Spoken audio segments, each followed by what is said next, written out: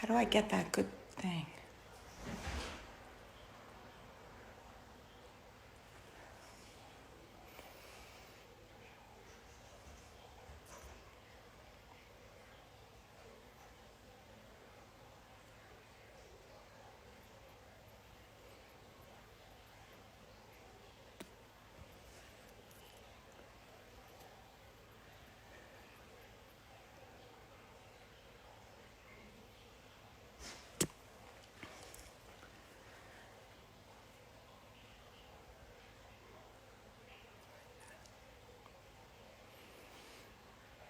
Okay, well, good morning, everyone. We have 42 people already. Welcome to our series of coffee and cashmere. I'm just waiting for Maria to join in. I see Sharapova on there. We're really excited today. We're talking candy and cashmere. We're making it a little bit different today, and I'm just waiting for our superstar Maria to join us this morning. So I hope everybody's doing great. It's chilly here in LA, and I'm in my naked cashmere, and I just missed her. Okay, I'm going to invite her.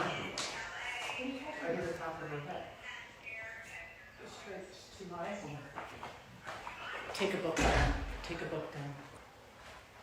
Hold on, I'm going to invite her.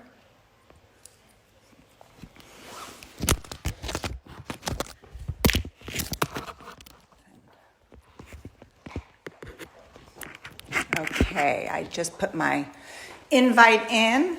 And what am I wearing? Okay, I'm wearing actually the Datsun in olive.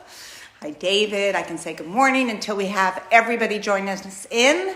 And thank you again for joining us. It's perfect here. Okay, Maria. We're waiting for her to join. We're waiting for Maria. We're connecting. Hey, Good morning. And I don't see myself morning. for some reason. Hold I on. know, I lost you too. Okay, that's because we have to turn around. Oh dear. Hold on. Here we go. We're Here I here. am. Good morning. Good How are morning, you, Leslie. Maria?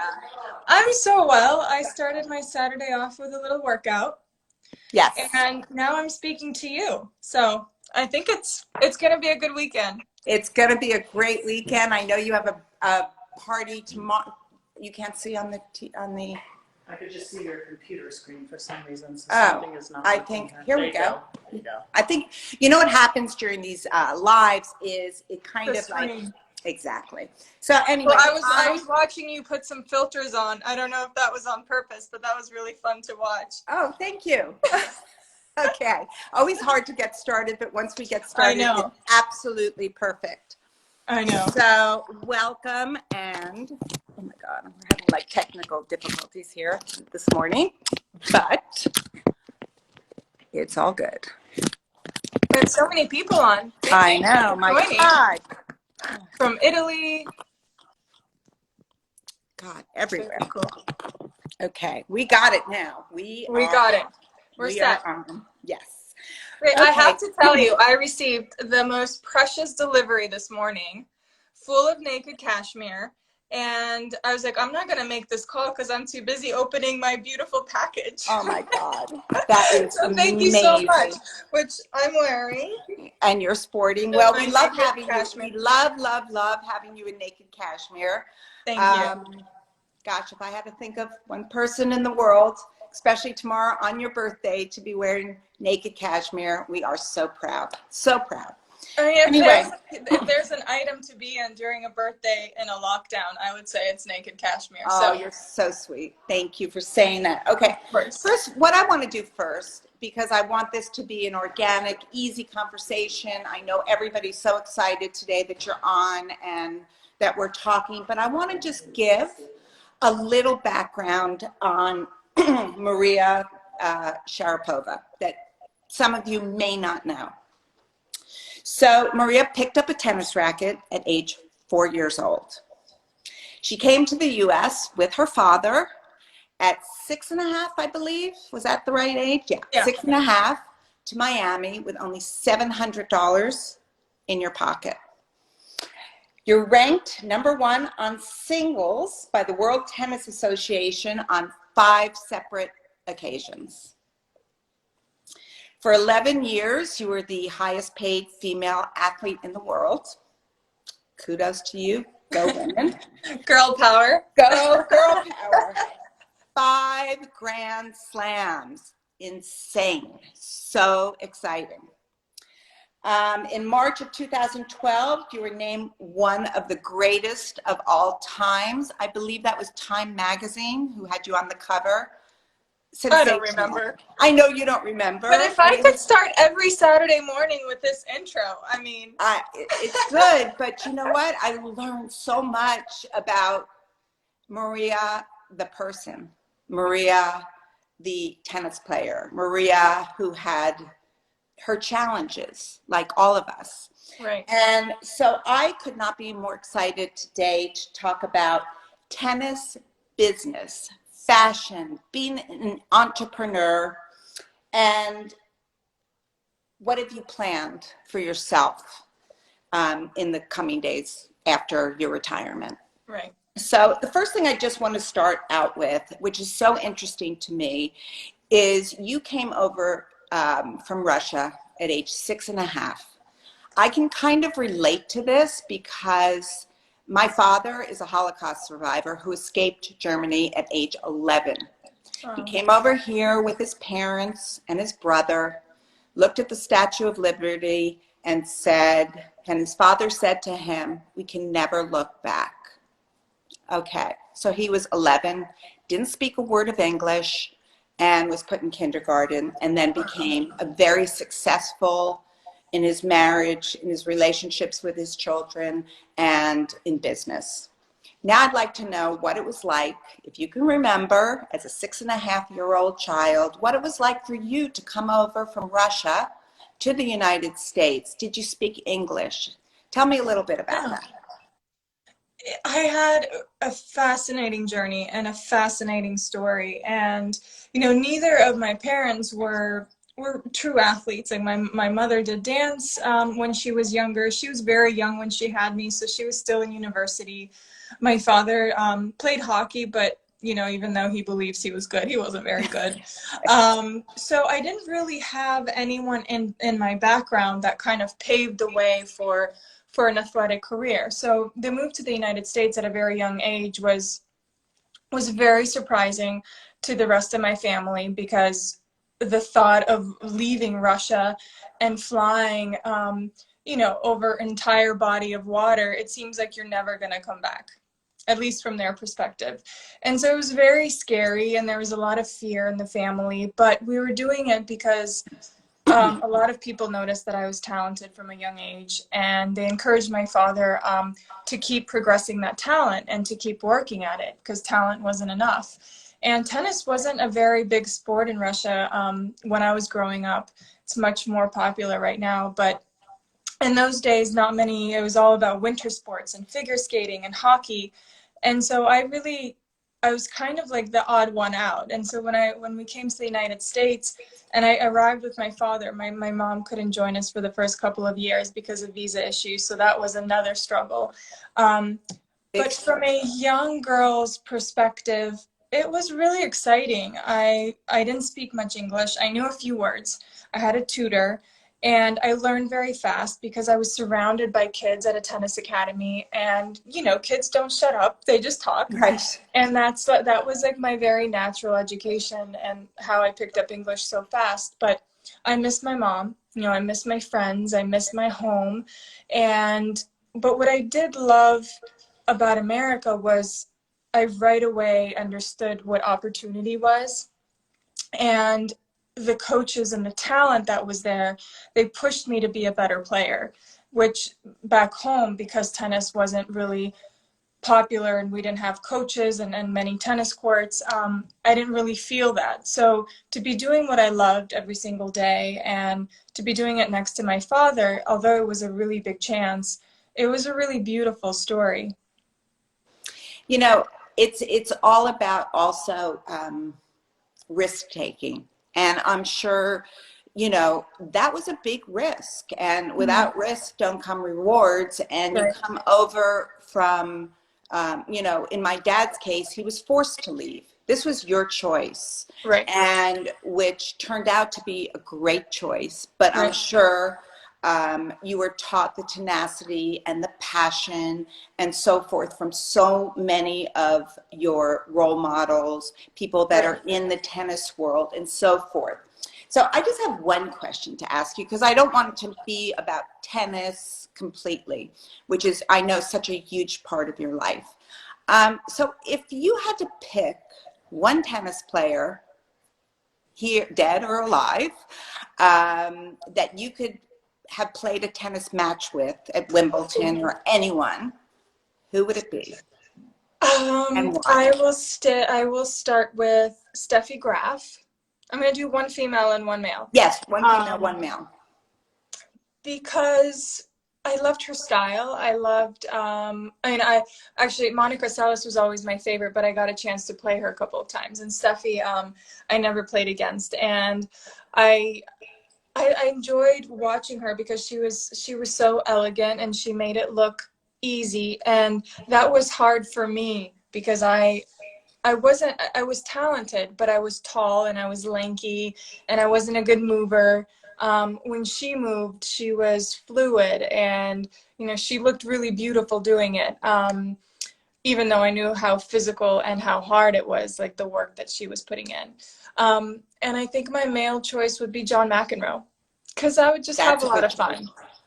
I think, you know, from learning about you and reading your excerpts from your book, I did kind of get a feeling that it would kind of be like John the bad boy, Maria the good girl. And I think that is amazing. You know, I would Yeah. want to see that tennis match Mm. myself. That's amazing. So my last thing is, do you still play tennis? How's that? I mean, and what's it Yeah, I like? haven't. Well, I haven't in the last couple of months because I've really been home.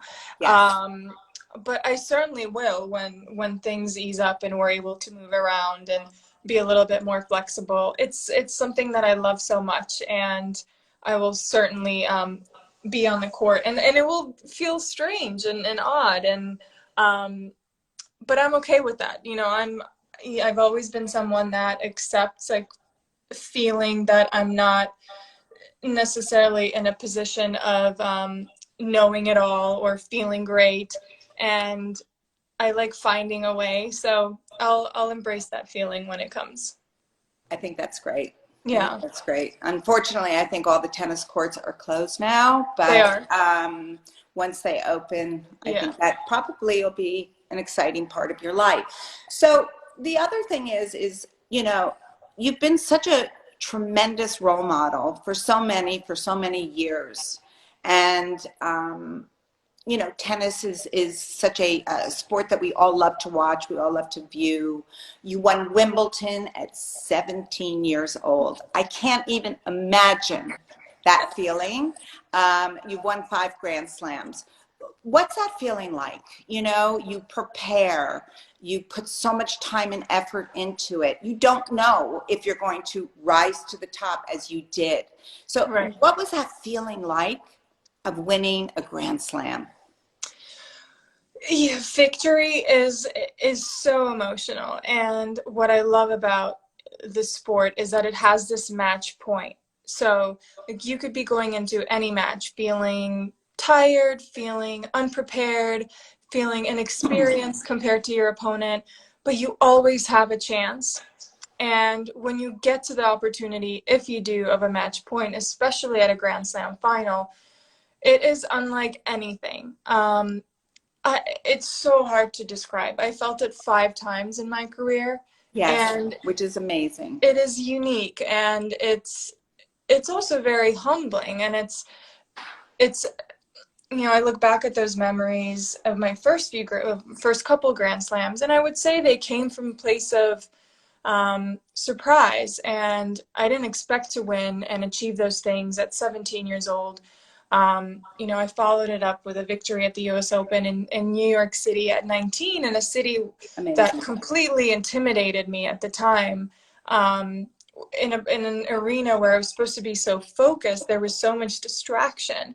And I found a way to get through all that noise, which actually I felt was maybe more of an effort than the actual tennis, because it's a skill set that you must come forward with when you're a professional athlete, is how do you get rid of all the noise around you and just Right. play in your mind and be in this small, you know, use the energy of the crowd when you need it, play off of that, but also like count on your instinct and your own ability and your own belief. If you don't have that belief, that's where it all starts, right? That like that pure belief in yourself.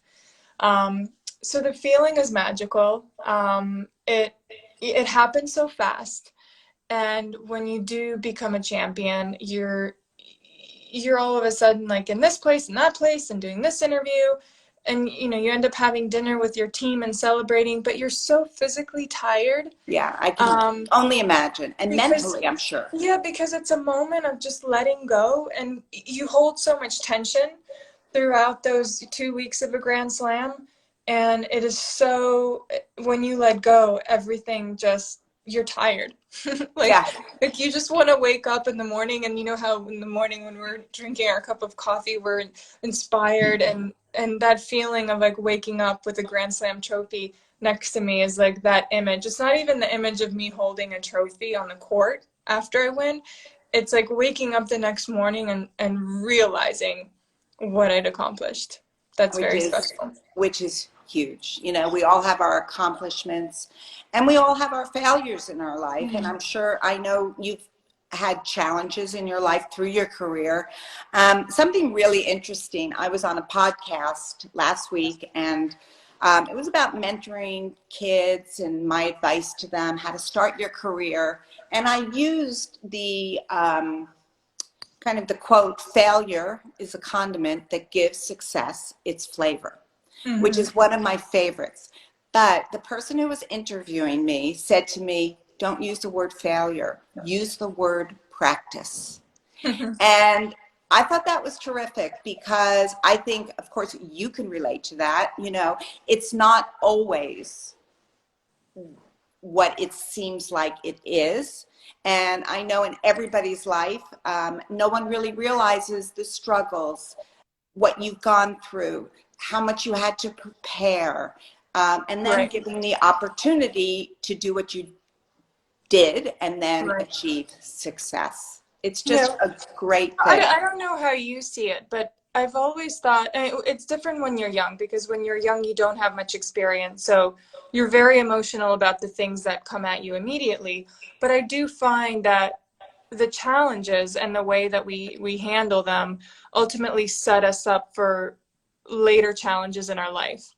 So, and although they're never exactly the same, and maybe they're in different parts of our life, but the way that you handle, you know, a loss of a job, or you know, passing away of a family member, and really the way, when I say the way you handle, is like you can be frustrated and sad and emotional, but the way that you work yourself back up to be positive and to have a good outlook will help you so much in the future. And when you get another challenge, the experience of the one that you faced previously will help you so much. And it's really the way that I see the position that we're in now. You know, we are, most of us are, I'm sure, because I feel that way, are in this position of how there's so little that we can do to help. Right? Right. What we can do to help is stay at home and, you know, encourage this physical distancing. But on a bigger level, what can we do? Probably very little right now. And I agree. so, but I'm trying to find, and if we think about what's going on, it's very scary, and we're full of fear and anxiety, and it's tough to look at the bigger picture, because the bigger picture just seems so grand and unattainable right now. And in a moment like this, it's almost as if we need to focus on just ourselves and how we come through every single day and how we handle this emotionally and do it in our best ability so that we set ourselves up for what's to come in the rest of our lives, because we'll get through this and there will be other challenges along the way, and hopefully not on a scale as massive as this one, but we will be faced with other things. And you know what, the reason I enjoy speaking to you, and we spoke on the phone the other day, was kind of this concept of we're in the business of this indulgence, right? Like, I can't imagine, I'm proud to be in a business where you know, we sell sweets at Sharapova, and you're selling beautiful, attainable, really well-priced cashmere. And at this point, these are all little pieces of happiness. You know, this little piece of indulgence, these things. Like when I received the package earlier today, I was so happy. Yeah. Like I was like a kid at a candy store. A kid in a candy store. Perfect introduction to you, Maria, the entrepreneur. Yeah, so these so little pieces of indulgences are so important, and I'm proud to put like just smiles on people's faces. Yeah, and you certainly did put a big smile on my face with your amazing, with a little box of with sugar, a little bit of sugar. So Maria she started in 2012. Correct me if I'm wrong. Sharapova. Yep. Yes. And I So want to say Sharapova started. we do have quite a bit in common, because as far as business, Right, packaging is so important. You know, what's the first thing that comes to your door, and then you open it, and it made me so happy. It also made me so full. That's And true. gosh, you know, I just Good for you for not opening those. Well, I opened 2 of them. I have to be honest. And Bruce does not eat sweets, so it was me, myself, and I. Okay, that's a hard You'll have thing to to send do. some to your children as well. Yes. Well, they're on the East Coast. I'm sure Okay. they'd love that. I know my daughter has my sweet tooth, but this was like a box of love to me. It really was. It really was. I mean, it is. Well, the Sharapova is really a labor of love, and the idea came from this, like, I guess a female version of a Willy Wonka. Like, I used to go to movie theaters in the United States and see these vast selections of gummies, and I was like, what is this? I've never had this candy before. And I took that like simple idea. I was 21 years old. I had shoulder surgery, and I thought that this could be an opportunity to start my own business, like having some experience helping other brands, whether it was part of a marketing campaign with Nike or a Tag Heuer at the time. I took that education and I brought it into Sharapova, and it's really been like an MBA on the job. I will have to say, it's taught me so many things. And as you know, in business, you can be as prepared as you want, but there will always be things. And that's one thing that I took from my sport, is even though I knew my schedule all the time and I had some sort of expectation, I knew when I was ready for a match and when I wasn't, but you always had to adapt to uncertainty.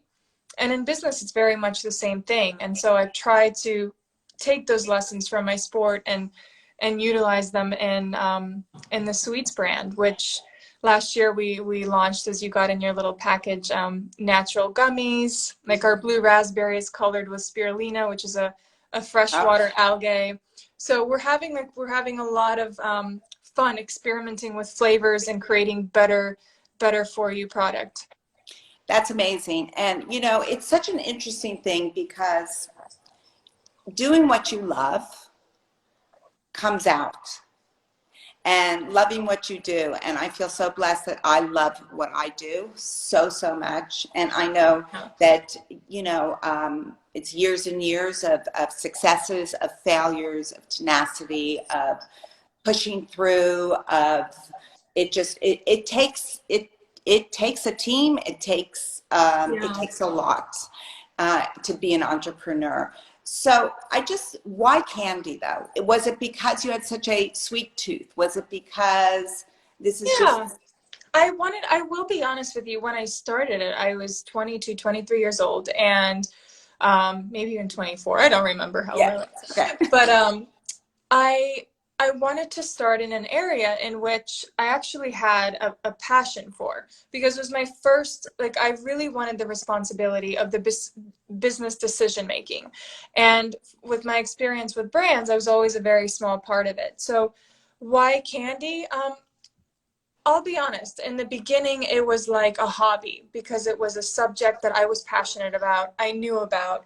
And honestly, like the balance of indulging in like getting that little like treat at the end of a good practice, it happened all the time throughout like my career, and it still does. Like I'll come home and I'll Right. feel like today I pushed myself, and I'll give myself that little treat, even though I know what it's like to be diligent and to be healthy and to maintain, you know, a good, like a good frame of mind and a good strong body, because that was a huge part of my career.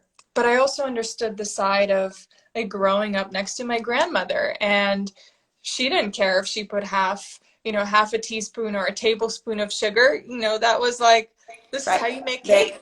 exactly. Exactly. That's how you make cake. So I use this balance in my life of 80-20, and this 20% of indulging in things that I either crave or things that are important to me, whether it's like self-care or an item that makes me feel good, or sweets, or, you know, a piece of cake once a week when I feel like it's a good time for it, or it's just been a tough day. And I always say that when we are constantly saying no to ourselves, like we can't have this, we can't have that, it puts so much stress on our mind. And we I have agree. to be, I think we have to be flexible, and we have to let go. And we all know, like, there's so many diets out there, but at the end of the day, we know what's healthy and we know what's not, right? We know what's better for us. We're an educate. I think consumers around the world are very educated. They understand, but they also understand that you can't be 100% strict with yourself with whatever it is, diet, working out. You have to give your body and your mind a break. That's a great way of putting it, you know, and we all do. I do that with myself. I'm able to say, you know what, I had a long day and Yeah. I wanted some sugar pova, or I want Or a something glass of wine. sweet, or a glass of wine, or tequila, whatever it takes nowadays, right? Yes, Whatever it takes. So, did that's you right. think that you used a lot of your tennis experience to get you where you are in business? And I just have to preface this in saying that, you know, not only do you have sugar pova, I read in your book Unstoppable that you also designed your own clothing for Nike Right. for your tennis attire. I love Right. that. You know, I know my husband always says to me, well, he just took up golf and he said, oh my God, I wish I could design golf clothes because they're really ugly, you know? Well, Or if there's anyone that has the capability to do so, it's him. yes, I do agree with that. But let's keep that between us, okay? Because I don't want that to happen. Okay. But what did you use from all the years of learning about yourself, about what you're capable of Mm. doing? How did you apply that to the world of business? So I guess there are a couple avenues in that. I would say, as far as my mindset and the type of leader and businesswoman I wanted to be, there are a lot of lessons that I learned within my career, and that came from the idea of never giving up. So, you know, having challenges along the way and finding a way to come through them. The team, like team was something that was very important in my career. At the end of the day, although I was the leader of that team, I could never do it on my own. And that's such an incredible part of business as well, is 100%. you need an incredible team that help you bring your vision to life. So as long as everyone has a very similar vision, their expertise can be different. So those are, I think, the points that I took from sport.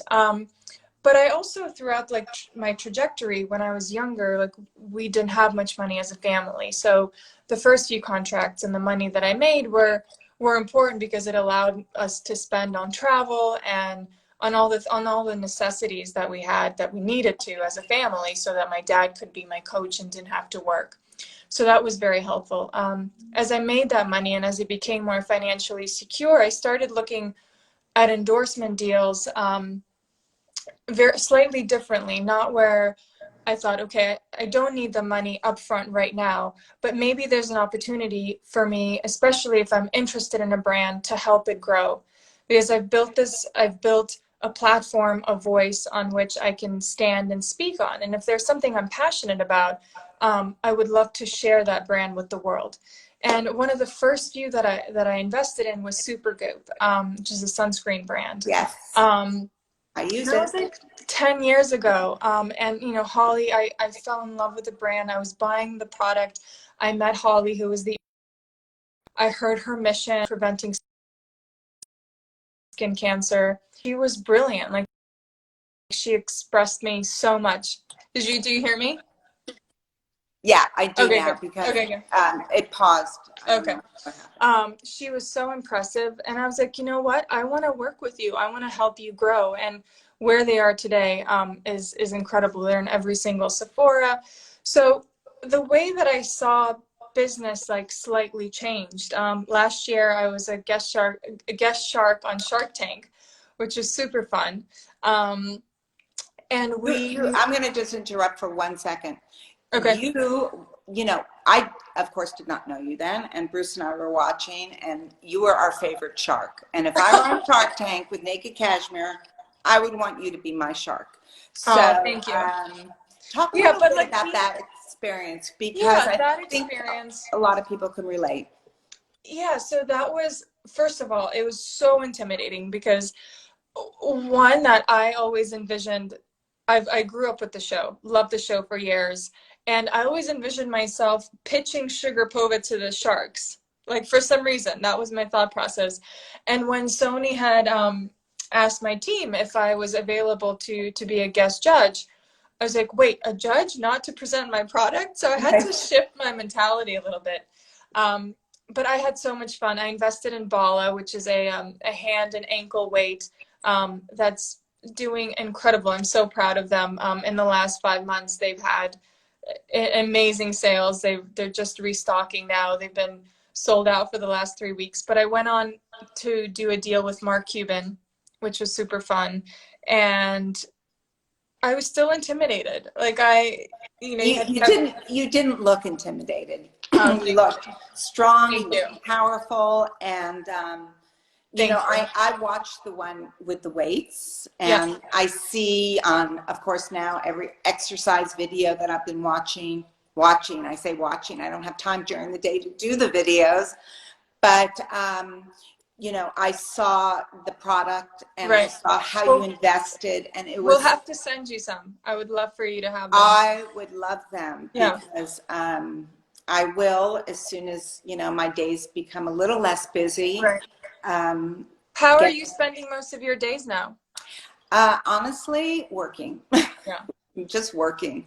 You know, as a small business owner and somebody that is just so in love with what I'm doing, and so grateful that I have a platform to do it on. I've really, I never thought I would be working this hard, working from home. But again, as you said before, it's really important to shut off and shut your phone off.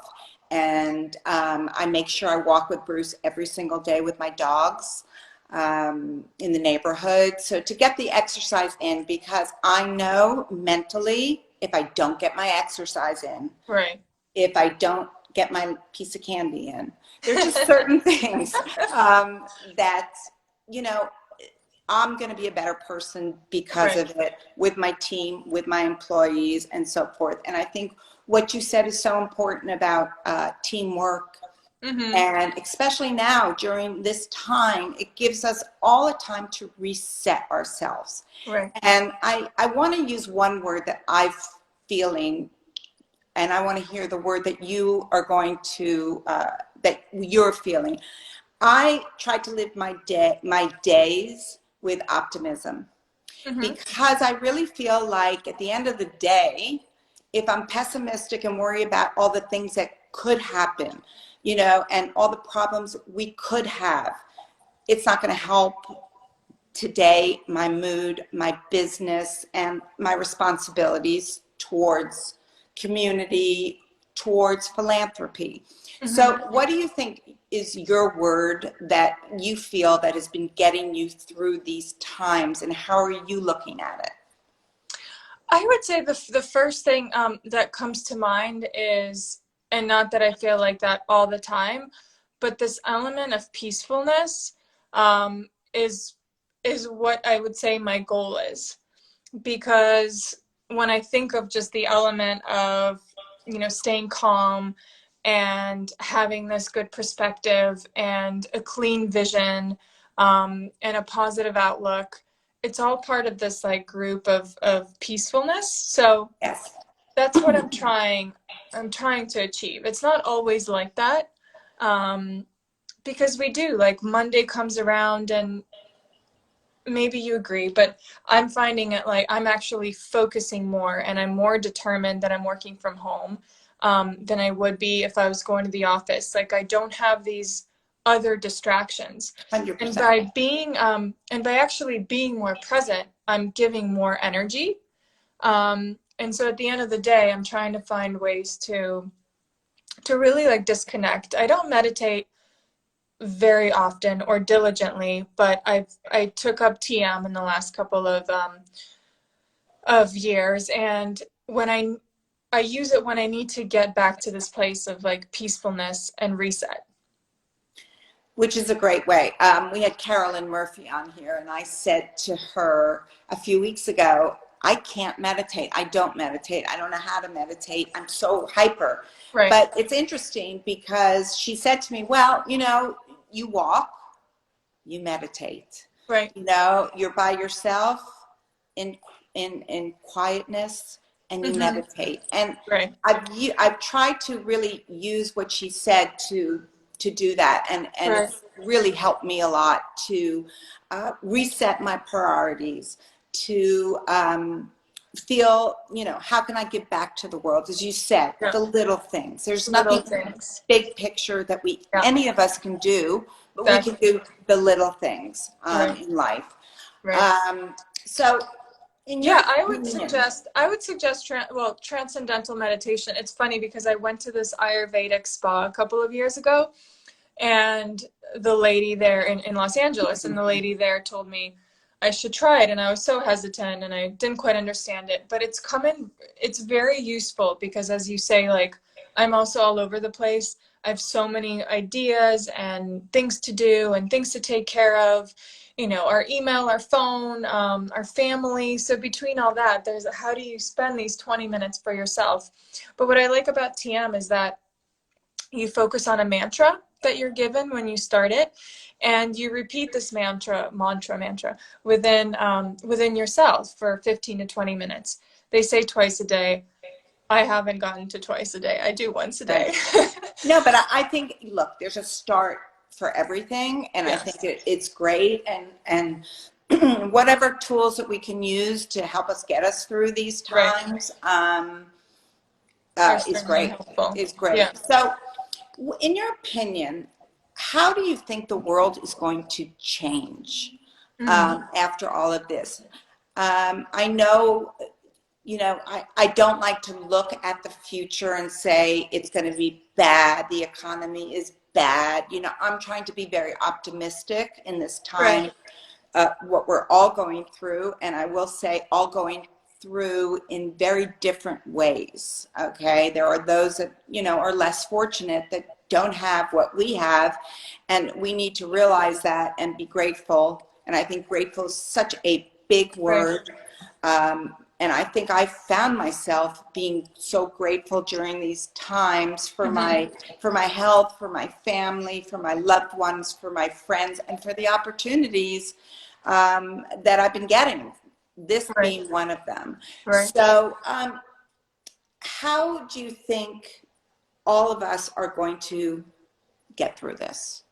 And where do you see, as everybody says, the quote, silver lining through this whole craziness? Right. Well, I see it as a way for us to be part of a solution rather than being part of a problem. And I feel like we've been collectively, in our small ways, contributed to a problem. And 100%. and I don't think I have a true answer, and I don't have a crystal ball. But I do think that our habits will be more aware of our habits, and I think we will make slight shifts to our habits. Um, this time has really made the way that I've worked in the last few weeks has been really productive, as I said, and the choices that I've made have really been reflective of everything that's happened. Um, I've always been someone that's relatively, for most of the time, like very grateful for what I have, because I didn't come from having a lot of possessions and like financial stability. So I know what that's like. And so I always carry this feeling of like, I might not have, I might not be privileged. I might not have the opportunity to travel or to spend money. That's always like somewhere deep inside of me. But now it's made me think of how I can spend wisely. And I don't know if you feel the same, I 100% do. I do. but I feel like my what I will purchase in the future and how I will use, the money that we are all earn like with our hands by working so hard day in, day out. How will we help others? Like I've been putting a lot of thought into that. I worked with United Nations on Chernobyl affected areas for many, many years. And because it was a personal story of mine, like my mom was pregnant with me when Chernobyl exploded, and we were very close to it. And so we moved to Siberia. And, because of that experience, like I have this very deep connection to that tragedy.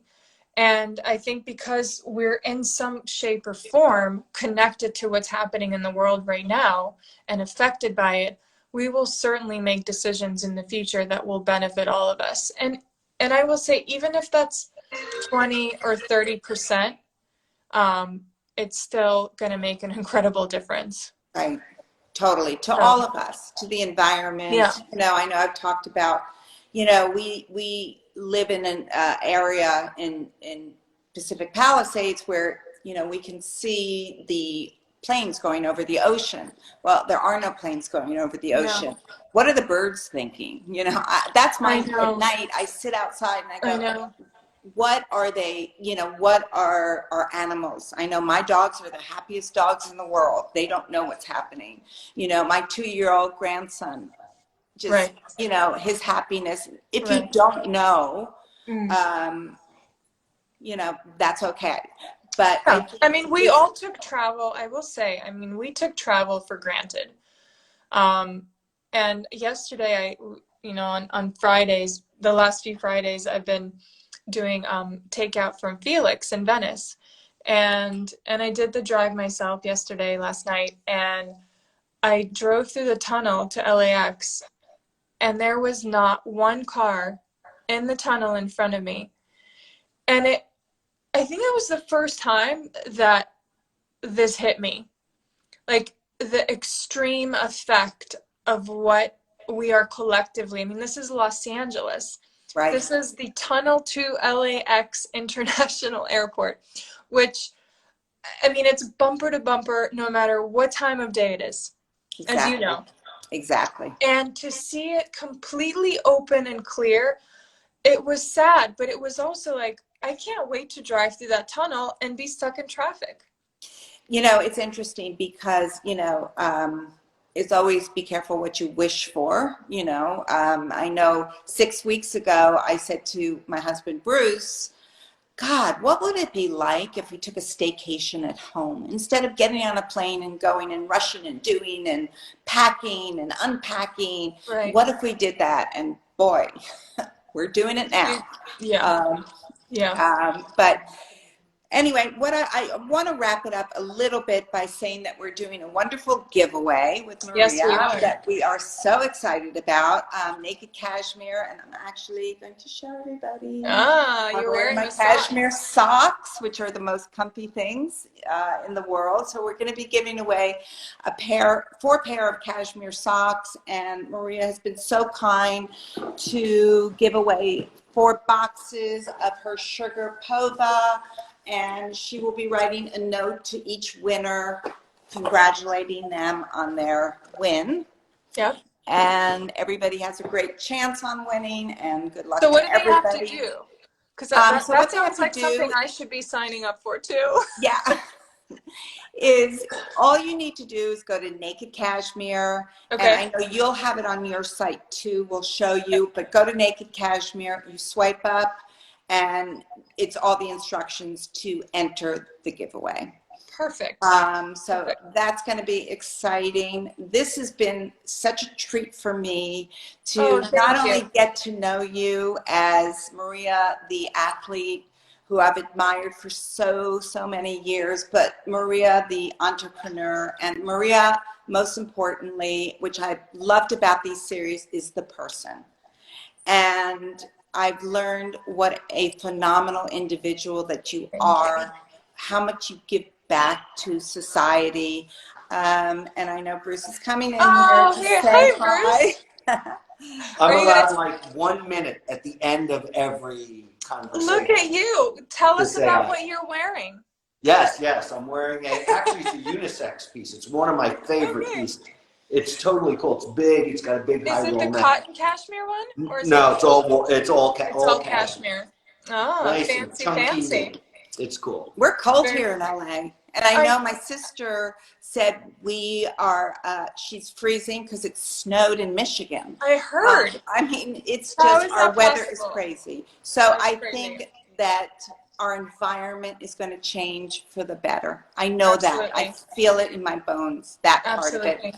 And I think the last thing I want to do is wish you the most wonderful Happy birthday. Oh, thank you. I know Thank you for the best gift ever. Well, thank you. I'm going to send you a picture tomorrow of me wearing my beautiful dress. Well, have a great birthday. Sorry to miss the party. What are you guys doing this weekend? No, weekends are tough for us, to be honest. Saturdays are good because this takes up most of the day. Right. And we're working on, our fall collections for next year. But usually there's nothing to do on the weekend. The weekdays are so busy. Right. You just walk the dogs. It's my time to reset and get excited about what's coming up. And, I think for everybody who's listening, it's a good time for everybody to reset. And if there is a vision that you see yourself having in your future, go for it. Exactly. And that's a great ending. Yeah. And I think, you know what, we all, our inner selves, we have what it takes. It takes tenacity and it takes practice. And I know you're such a good role model for that. And I think that's why it was so important for me to have someone like you on the show who I got to know personally and learned so much about your life and how you started and just watched how you've risen up and you've fallen down. And that's part of life, Exactly. Nobody leads a charmed life. Exactly. So many on here here wishing me a happy birthday. Thanks everyone for all your comments here. Thank you so much. Have a great birthday. Thank you. And don't forget the link in the bio of Naked Cashmere. Click on it and you'll be able to enter the contest. And again, this has been such a great hour for me. And thank you for having me on. So much for joining. Of course. Have a lovely weekend. We need to celebrate the things that whether it's on Zoom, and hopefully Bruce and I will Zoom with you tomorrow. We will. To officially wish you a happy birthday. Thank you. But it was so nice seeing your beautiful face on here. And thanks. It was great. And we'll see you tomorrow. Okay, thanks. Lots of love. Okay. Bye, everyone. Thanks for tuning in. Thank you.